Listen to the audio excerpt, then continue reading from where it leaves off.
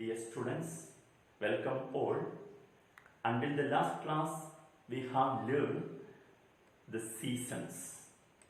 Now we are going to learn the time.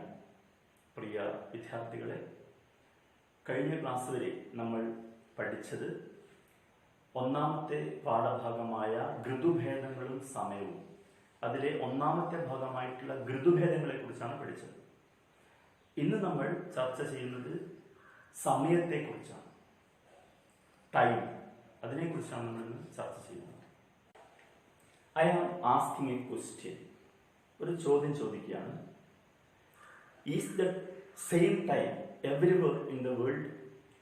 Is it the same time everywhere in the world? അതായത് ലോകത്തെല്ലാവരുടെയും ഒരേ സമയമാണോ നിലനിൽക്കുന്നത്? What is the answer? Answer is no. When it is day in India, it is night in America. When it is day in India, it is night in America. അതായത് ഇന്ത്യയിൽ പകലായിരിക്കുമ്പോൾ അമേരിക്കയിൽ രാത്രിയായിരിക്കും എന്ന് പറഞ്ഞാൽ ലോകത്തെല്ലാവരുടെയും ഒരേ സമയമല്ല നിലനിൽക്കുന്നത് എന്ന് നമുക്ക് മനസ്സിലാക്കാൻ കഴിയും. In the olden days, the time was calculated by looking at the shadow. In the olden days, time was calculated by looking at the shadows. അതായത് ആദ്യകാലങ്ങളിൽ സമയം നിർണയിച്ചിരുന്നത് നിഴലിനെ നോക്കിയായിരുന്നു, ഷാഡോയെ നോക്കിയായിരുന്നു എന്ന് നമുക്ക് അറിയാൻ കഴിയും. Please watch the video. Local time. According to local time, it is midday when the sun passes the line of longitude at our point of observation. This is why we also use the term meridian, meaning midday in Latin.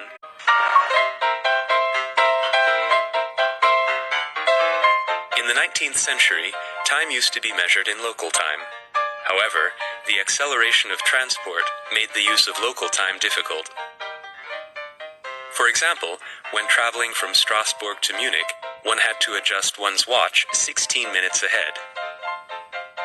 So it was then decided to use standard time within a country or within larger regions of a country. What do you understand from the video? ആ വീഡിയോയിൽ നിങ്ങൾ എന്താണ് കണ്ടത്?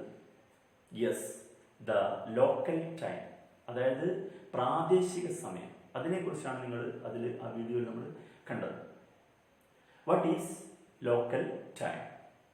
The time estimated at each place based on the apex position of the sun is termed as local time.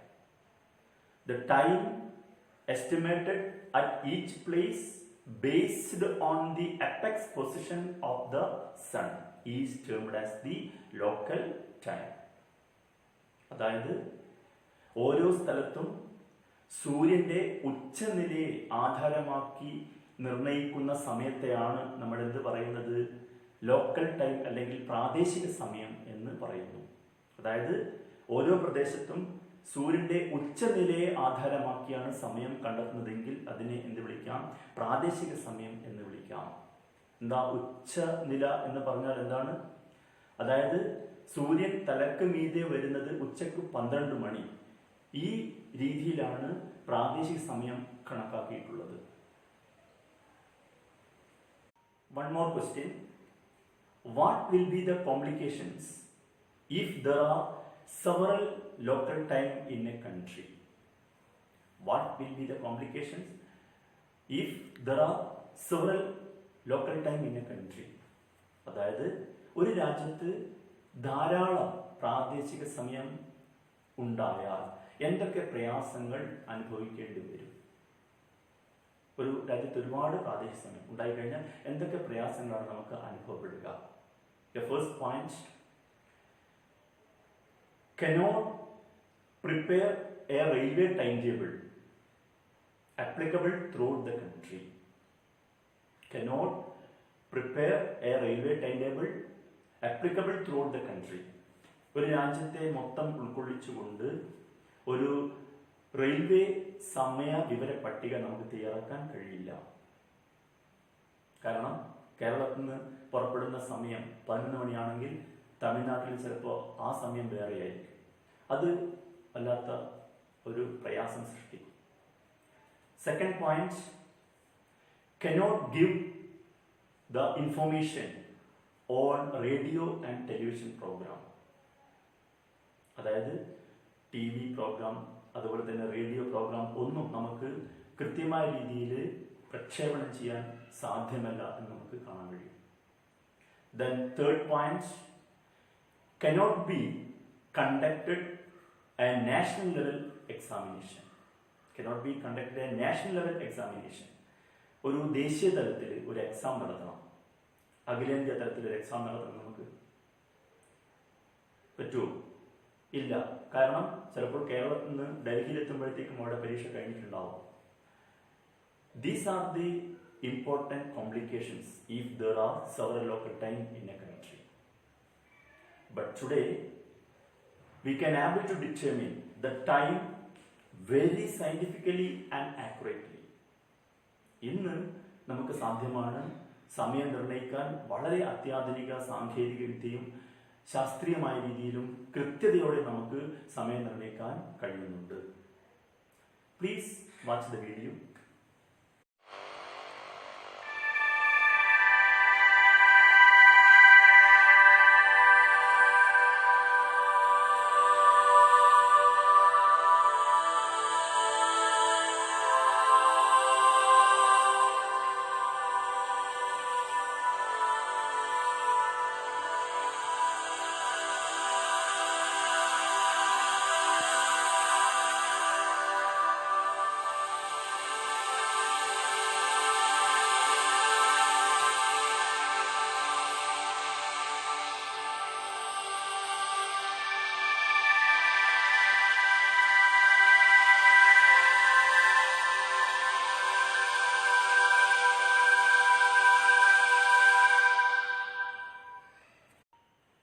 What do you understand from the video?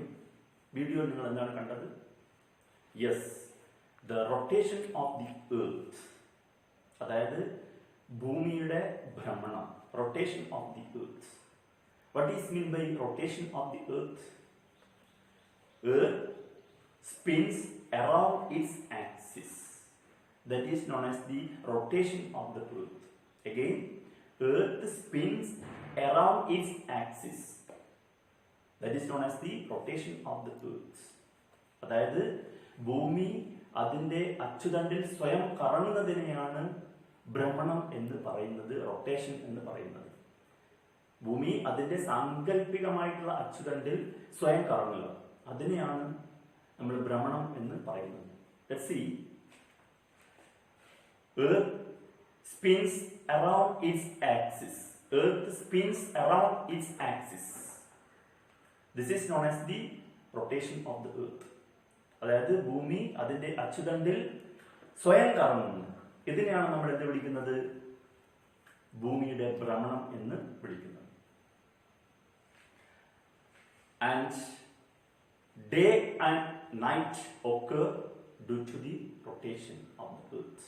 Day and night occur due to the rotation of the earth. നമ്മുടെ ഭൂമിയിൽ രാവും പകലും ഉണ്ടാവുന്നത് ഇതിന്റെ ഫലമാണ്, ഭ്രമണത്തിന്റെ ഫലമായാണ്. ഭൂമി സ്വയം കറങ്ങുന്നത് കൊണ്ടാണ് നമുക്ക് രാവും പകലും ഉണ്ടാവുന്നത്. And the earth rotates from west to east. Earth rotates from west to east. So the sun rises first in the eastern side. Sun rises first in the eastern side. അതായത് ഭൂമിയുടെ കറക്കം, ഭ്രമണം പടിഞ്ഞാറ് നിന്ന് കിഴക്കോട്ടാണ്. പടിഞ്ഞാറ് നിന്ന് കിഴക്കോട്ടാണ് ഭൂമി കറങ്ങുന്നത്. അതുകൊണ്ടാണ് നമുക്ക് സൂര്യോദയം ആദ്യം കിഴക്കു ഭാഗത്ത് കാണുന്നത്. സൂര്യോദയം കാണുന്നത് കിഴക്കു ഭാഗത്താണ്. Then Earth takes 24 hours to complete one rotation. Earth takes 24 hours to complete one rotation. ഭൂമിക്ക് ഒരു തവണ സ്വയം കറങ്ങാൻ 24 മണിക്കൂർ ആവശ്യമുണ്ട്. എന്ന് പറഞ്ഞാൽ ഒരു ദിവസം ആണ്. 24 hours എന്ന് പറഞ്ഞാൽ ഒരു ദിവസമാണ്. ഭൂമിക്ക് ഒരു തവണ അതിന്റെ അച്ചുതണ്ടിൽ സ്വയം കറങ്ങാൻ 24 മണിക്കൂർ അല്ലെങ്കിൽ ഒരു ദിവസം ആവശ്യമുണ്ട് എന്ന് നമുക്ക് മനസ്സിലാക്കാം. Let's see. The angular distance of Earth is 360 degree. The angular distance of Earth is 360 degree. So we will get 360 longitudes. We will get 360 longitudes. Then the time required to complete a 360 degree rotation is 24 hours. Again, the time required to complete a 360 degree rotation is 24 hours. Then, on converting 24 hours into minutes, is equal to 24 into 60 is equal to 1440 minutes.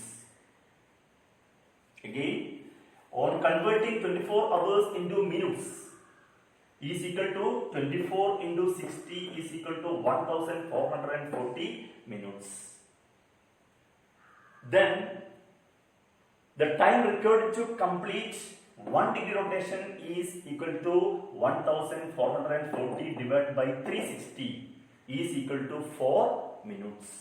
Again, the time required to complete 1 degree rotation is equal to 1440 divided by 360 is equal to 4 minutes. Again,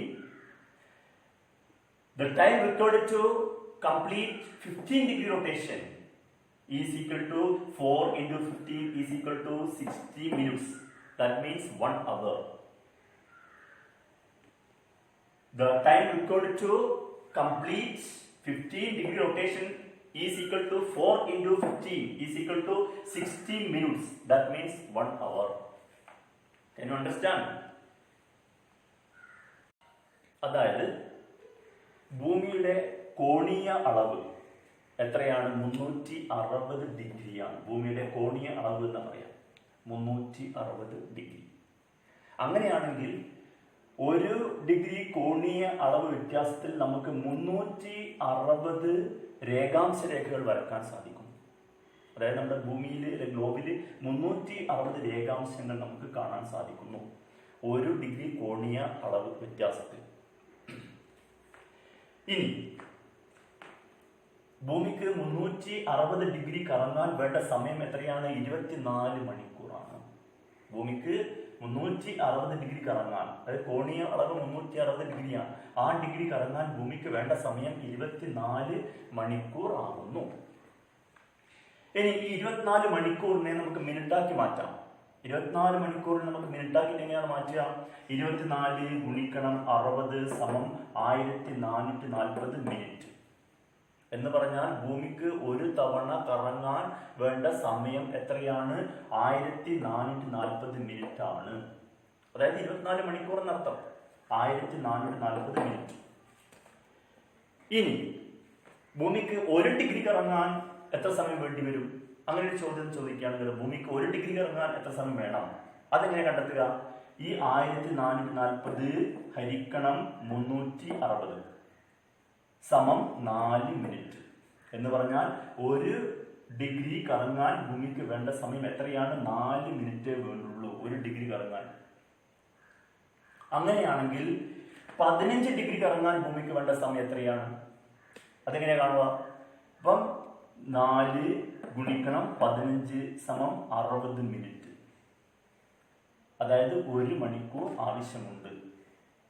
അതായത് 15 degree കറങ്ങാൻ ഭൂമിക്ക് വേണ്ട സമയം 1 മണിക്കൂറാണ് അല്ലെങ്കിൽ 60 minute ആണ് എന്ന് കണക്കാക്കപ്പെട്ടിട്ടുണ്ട്.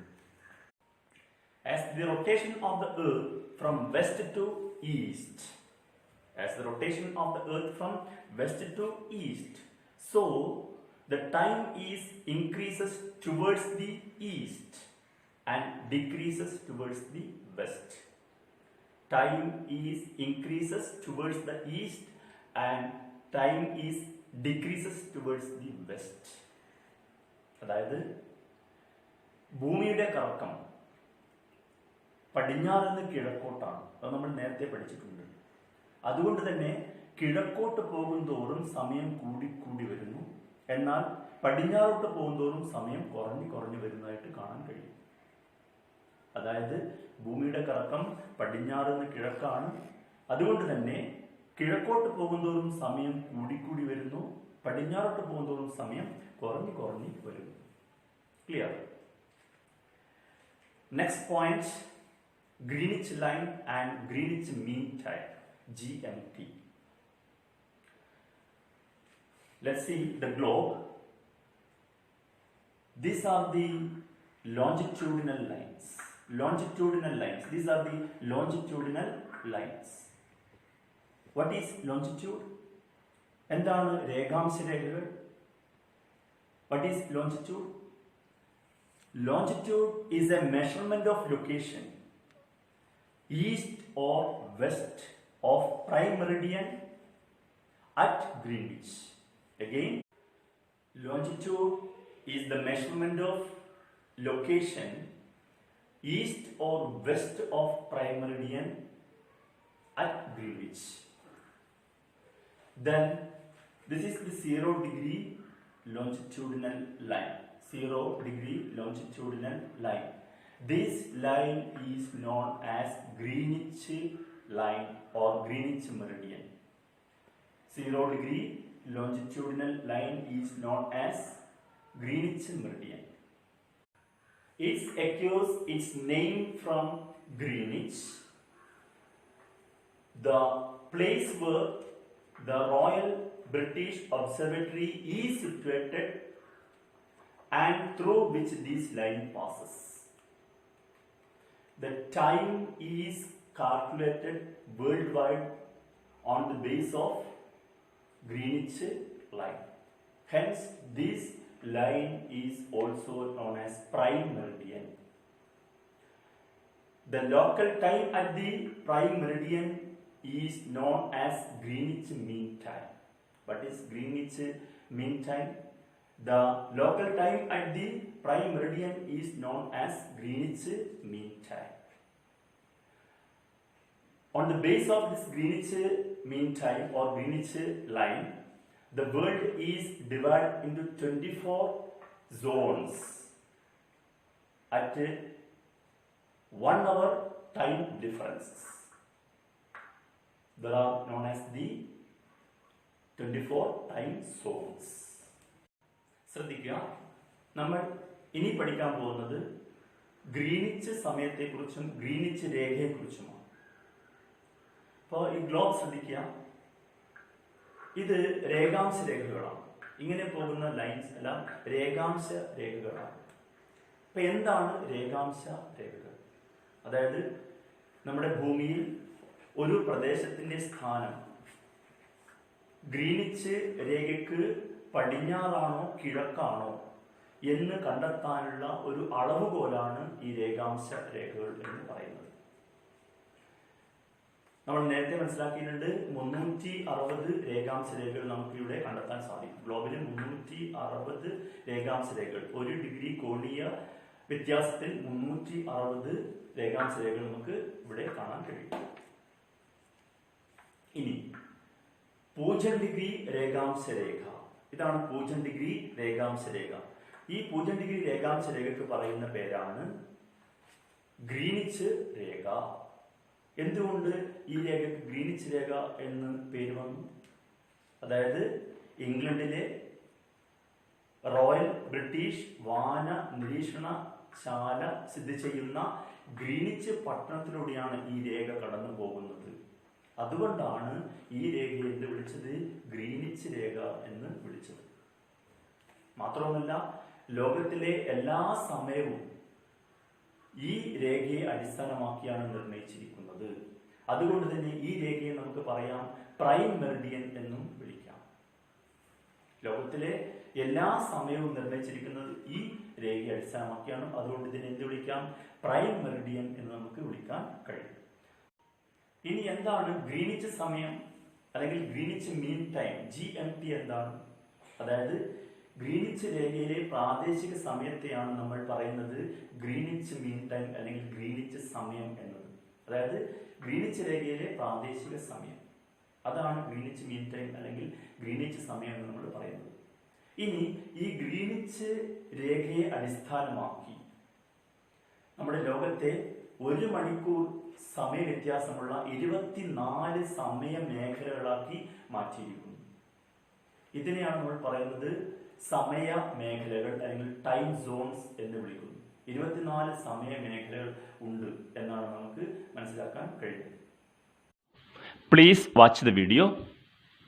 Do we have standard time? The local time of places which are on different meridians are bound to differ. For example, it will be difficult to prepare a timetable for trains which cross several longitudes. In India, for instance, there will be difference of about 1 hour and 45 minutes in the local times of Dwarka in Gujarat and Dibrugarh in Assam.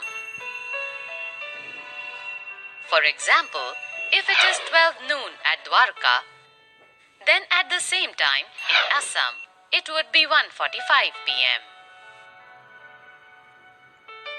It is therefore necessary to adopt the local time of some central meridian of a country as the standard time for that country. In India, the longitude of 82.5 degree east or 82 degrees 30 minutes east is treated as the standard meridian.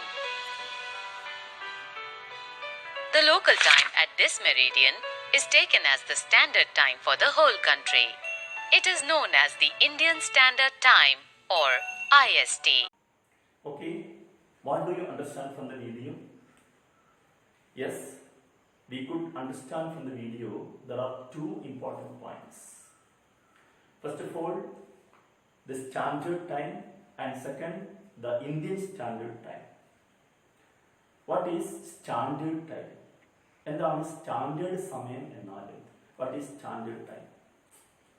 Each country in the world considers the longitude that passes almost through its middle as the standard meridian. The local time at the standard meridian is the standard time of that country.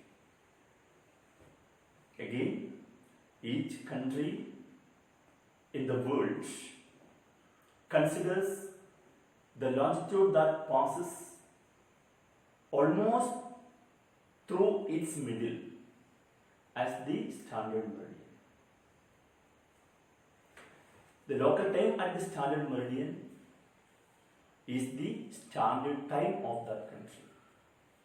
അതായത് ഓരോ രാജ്യവും ആ രാജ്യത്തിൻ്റെ മധ്യഭാഗത്തൂടെ കടന്നു പോകുന്ന ഒരു രേഖാംശം ആ മാനക രേഖാംശമായി എടുക്കുകയാണ്. ആ മാനക രേഖാംശത്തിലെ പ്രാദേശിക സമയത്തെയാണ് ആ രാജ്യത്തിൻ്റെ സ്റ്റാൻഡേർഡ് സമയമായിട്ട് കണക്കാക്കുന്നത്. Okay, next point, Indian standard time, അതായത് ഇന്ത്യൻ സ്റ്റാൻഡേർഡ് സമയം. The longitudinal extent of India from 68 degree east to 97 degree east. The longitudinal extent of India from 68 degree east to 97 degree east. The longitude passing through the center is 82.5 degree east. The longitude passing through the center is 82.5 degree east. This 82.5 degree east longitude is known as Indian Standard Meridian. The Indian Standard Meridian is 82.5 degree east longitude. The local time at the 82.5 degree east longitude is known as the Indian Standard Time, IST. The local time at the 82.5 degree east longitude is known as the Indian Standard Time. ശ്രദ്ധിക്കുക, ഇന്ത്യയുടെ രേഖാംശ വ്യാപ്തി എന്ന് പറയുന്നത് 68 degree കിഴക്കേ രേഖാംശം മുതൽ 97 degree കിഴക്കേ രേഖാംശം വരെയാണ്. അങ്ങനെയാണെങ്കിൽ ഇതിന്റെ ഒത്ത മധ്യത്തിലൂടെ കടന്നു പോകുന്ന രേഖാംശം 82.5 ഡിഗ്രി കിഴക്കേ രേഖാംശമാണ്.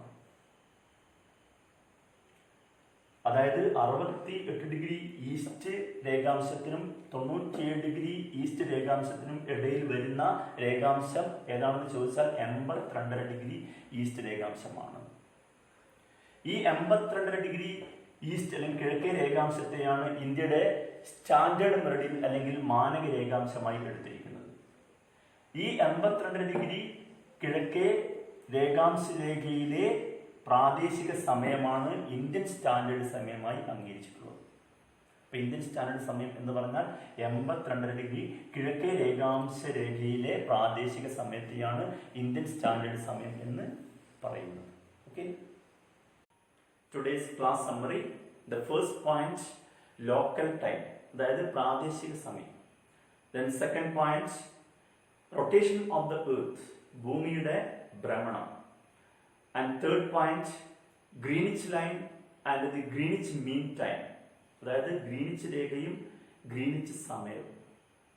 Then fourth point, time zones, സമയ മേഖലകൾ. 24 സമയ മേഖലകൾ ഉണ്ടെന്ന് പറഞ്ഞു.